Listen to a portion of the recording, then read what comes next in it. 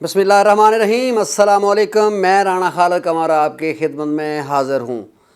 Chief justice Pakistan जनाब उमर अता बदियाल साहब ने फरमाया है कि प्रैक्टिस एंड प्रोसीजर बिल अदलिया पर हमला है। मैं जनाब चीफ़ जस्टिस साहब से कुछ सवालात करना चाहूँगा।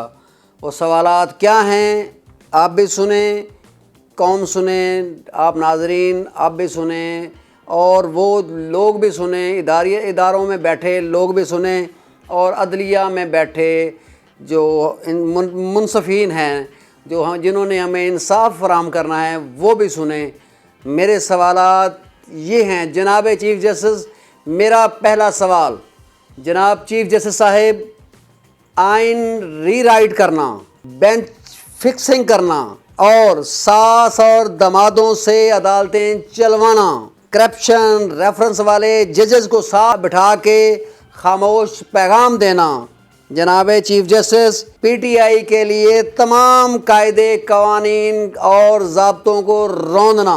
जनाब चीफ़ जस्टिस साहिब, जनाब चीफ़ जस्टिस, इत्तेहादी जमातों की हुकूमत की राह में रुकावटें डालना, जो साबिक़ इत्तेहादी हुकूमत थी उसकी राह में बहुत बड़े बड़े रोड़े अटकाए गए और यूँ लगा कि जैसे अदलिया किसी और की तरफ से खेल रही है। जानिबदाराना अदालती फ़ैसलों से मुल्क में अदम इस्तेहकाम और मुआशी बिगाड़ को बढ़ाना। टाउट, या यूँ कह लें टाउट ज़्यादा सख्त लफ्ज़ हो जाएगा, कि मखसूस वकीलों से फरमाइशी दरख्वास्तें दायर करवाना, 9 मई के मुजरमों को की सहूलत कारी करना और उन्हें गुड टू सी यू कहना। जनाब चीफ़ जस्टिस, क्या ये अदलिया पर, या बल्कि मैं कहता हूँ इंसाफ पर हमला नहीं?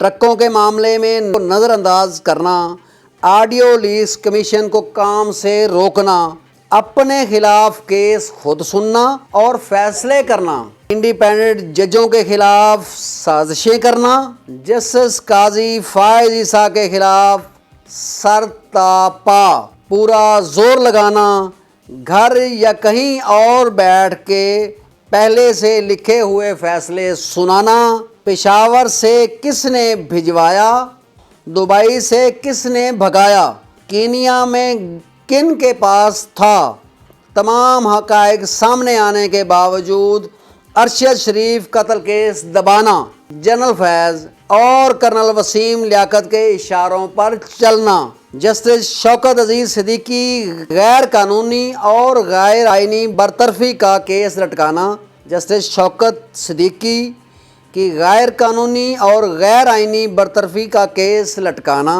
उनको पेशियाँ एक से पेशी और इस तरह पेशियाँ देते रहना, मातहत अदलिया पर दबाव डालना, निगरान जज एजाजुल एहसन को हर बेंच में, पनामा के निगरान जज एजाजुल एहसन को, जस्टिस एजाजुल एहसन को हर बेंच में साथ रखना, फिर ख़ुद भी एक केस में, अभी जो ये हालिया केस था, इसमें निगरान बन जाना। जनाब चीफ़ जस्टिस, हमारा ये भी आपसे सवाल है, हाई कोर्ट के सीनियर जजों का हक मारकर इशारों पर चलने वाले जूनियर जज सुप्रीम कोर्ट में लाना, पीटीआई के यूट्यूबर्स को बुलाकर पहले बताना कि हुकूमत और कौमी असम्बली ख़त्म होते ही हल्ला बोल दूंगा।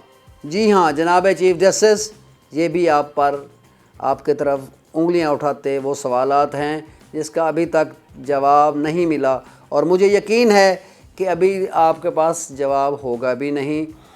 जवाब तारीख़ में क्या होगा वो तारीख़ ही बताएगी। मेरा ये भी आपसे सवाल है, साबिक़ वज़ीर आज़म, अब वो साबिक़ हो गए हैं, तब वज़ीर आज़म शहबाज शरीफ और उनकी काबीना को नाअहल करने का मंसूबा बनाया गया था। ये एक बड़ी ऑथेंटिक जो है वो ख़बर आई थी, लेकिन मौलाना फजलुर रहमान के धरने ने वो मंसूबा जो है वो नाकाम बनाया।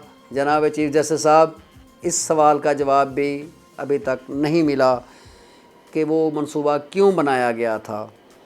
عدلیہ کی ریٹنگ یا رینکنگ 149 پر کیسے آ گئی جناب چیف جسٹس صاحب؟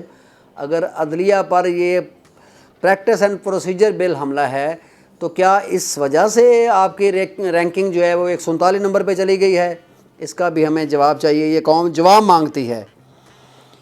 جناب چیف جسٹس صاحب، آپ سے دستبستہ ہم درخواست گزار ہیں، کیا یہ جو چھوٹے چھوٹے سوالات آپ کے سامنے رکھے ہیں تاریخ میں یہ بڑے سوالات ہوں گے، کیا آپ ان کا جواب دینے کے لیے تاریخ میں زندہ رہنے کے لیے کچھ ایسے اقدامات کر جائیں گے جاتے جاتے کہ تاریخ میں آپ کو اچھے لفظوں میں اچھے حوالوں سے یاد کیا جائے، یا آپ بھی تاریخ کے کوڑے دان کا حصہ بننا چاہیں گے؟ یہ فیصلہ آپ پر ہے۔